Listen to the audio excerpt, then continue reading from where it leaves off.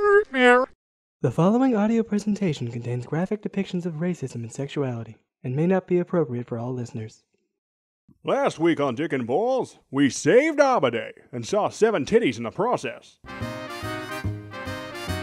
And now, this week's exciting episode of Dick, Sombrero, and Balls Maloney, Private Investigators. We was rolling down the street in our Studebaker when we heard on a police blotter about a naked man running down Main Street, so we rushed to the scene. Because where there's a naked man, a naked lady may not be far behind. Ain't that right, Dick?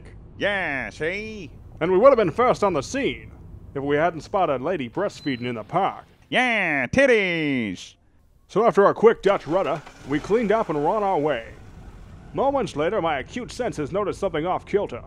A manhole cover was askew. With no time to slow down, I crashed the Studebaker into the colored drinking fountain.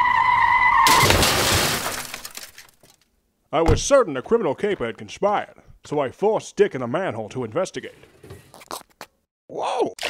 Being Mexican, I knew he wouldn't mind the smell. Yeah, see? And that's when an angry mob swarmed me, even though I only vehicular manslaughter 3/5 of a person. I'm alright, Mr. Maloney. Sorry I got in your way. So I pulled out my trusty revolver, Georgina, and spewed hot lead all over the mob. And that's when I remembered the date, March 17th.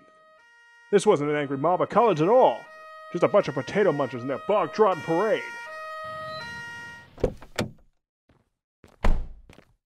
Oh, you've done it now, Boyle.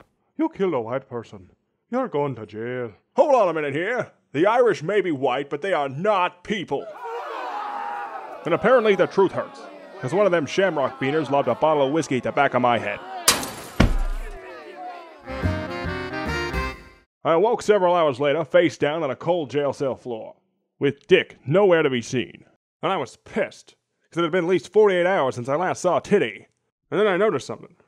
That lady talking to the jailer wasn't a lady at all. It was Dick in the guise of a senorita. He was sweet-talking the guard for me, and doing a mighty fine job of it, too. You want to see my titties? Oh, that I do. Unfortunately, he glanced down at his cleavage, and blew his cover when he blew his load. Yeah, see? What's going on here? So Dick shot that drunk. Eat lead, see? Good job, Dick. Now get me out of here. See? Yeah, see? So Dick let me out of there. And I punched the Negro on the way out. Oh, Mr. Maloney, please take me with you. No dice, boy. I'd never be able to get the Negro smell out of the Studebaker. I understand.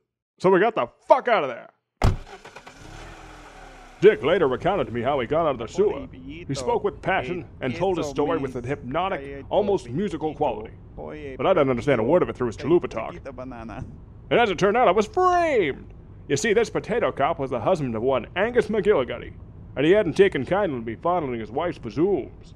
And that's our story. A story of crime, punishment, and disappointingly few bare titties. Join us next time when we tackle the case of the nursing home buttfucker. Like, share, favorite, comment, and subscribe.